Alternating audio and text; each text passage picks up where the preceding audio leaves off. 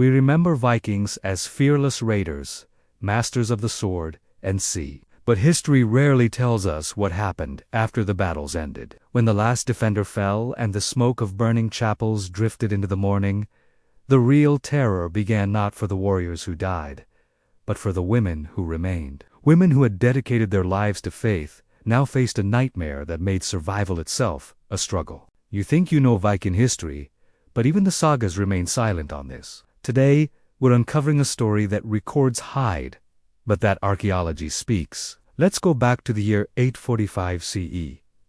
The monastery at Clonmacnoise in Ireland falls to the Viking chieftain Thorgus and his fleet. 43 monks die defending their altar. The chronicler records the slaughter, then falls silent. He does not mention the women who remained, but archaeology fills in these gaps. Excavations in Dublin, a major Viking settlement, have revealed infrastructure built for holding captives. Iron restraints, narrow enclosures, and storage buildings designed to contain people for long periods. Dublin wasn't just a port. It was a hub for managing human captives as a central part of the Viking economy. The Dublin Vikings didn't only raid for treasure, they raided for human labor. This wasn't random violence. It was organized commerce. We see proof of this carved in stone. Runic inscriptions from Schleswig, a key trading town, show the value assigned to captured women. 20 silver pieces for a young woman, 15 for an older one, and 10 if she was injured during a raid. These are not the records of chaotic plunder. They are the price lists of a sophisticated trade network. This chilling pattern repeats across different sites. In the 862 CE, Vikings attacked the monastery at Portmarnox. The records tell us 47 warriors died. And then, once again, the story stops.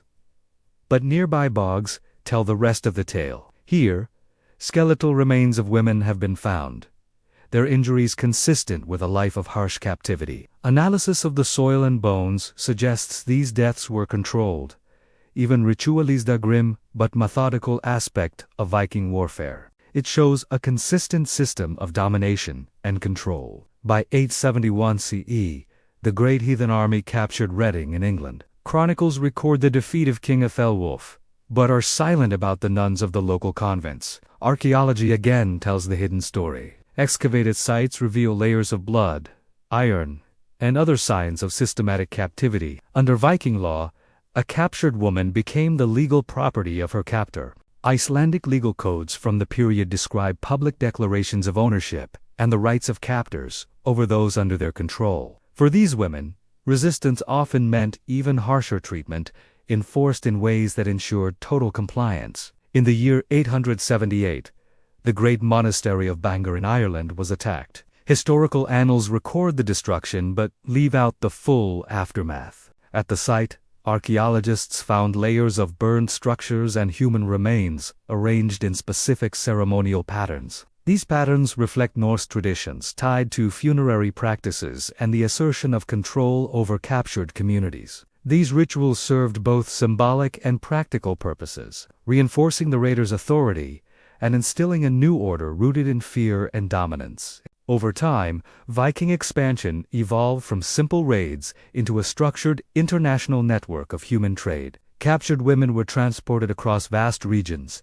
from Ireland to Scandinavia, along river routes to and even to eastern markets as part of this organized commerce. Ship manifests, sometimes carved in runes, list captives right alongside furs and amba as valuable cargo. Cities like Dublin, York, and others became centers for processing captives and integrating them into long-term systems of labor and relocation. This trade was disturbingly efficient and systematic. When Irish forces finally retook Dublin in 914 CE, archaeologists later uncovered a grim testament to this system. Stone-lined pits, designed for prolonged confinement, these structures were built to ensure captives remained under control, unable to escape. Soil samples show that confinement could last for days, creating a highly structured environment for managing captives and breaking their will.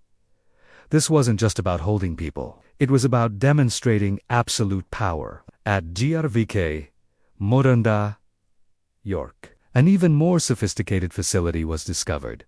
a 64-cell stone structure that was operational for decades. Evidence indicates it was continuously occupied. Nearby church ledgers even contain records of births within this captive community. Children who survived were often integrated into the settlement's labor systems, reinforcing the economic and social network that relied on this captive workforce.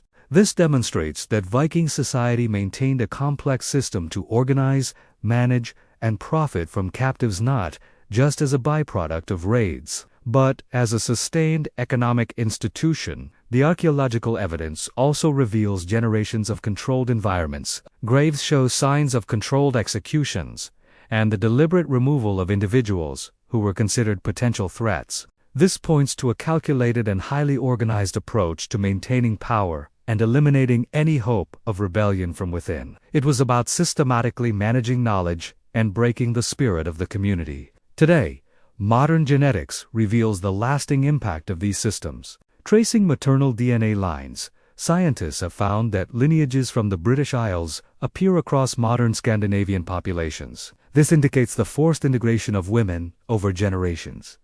The Viking expansion didn't just change maps, it fundamentally reshaped demographics, influencing lineage and genetic heritage in ways that are still visible today. Even when Viking power in these regions began to wane, the systems they created often persisted and evolved. The newly powerful Christian kingdoms that rose in their place sometimes inherited and adapted this infrastructure. Legal records, tax ledgers, and church documents from later periods show a continuity, repurposing the systems of control to suit new social and economic structures. The mechanisms of captivity were too useful to abandon. The story of the nuns and the other captured women is the story of forgotten voices, hidden by official histories but brought to light by archaeology. Their experiences reveal the broader social, economic, and political systems that truly shaped Viking society and its long-term impact on Europe. The combination of law, commerce,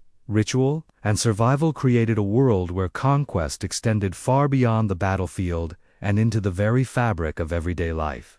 These are the histories that official records chose to silence. Every excavation, every artifact, and every new analysis brings these hidden stories to light. The past may be buried, but it speaks clearly to those who are willing to listen. If you believe these forgotten voices deserve to be heard, subscribe and join us as we continue to uncover the truth. Thanks for watching.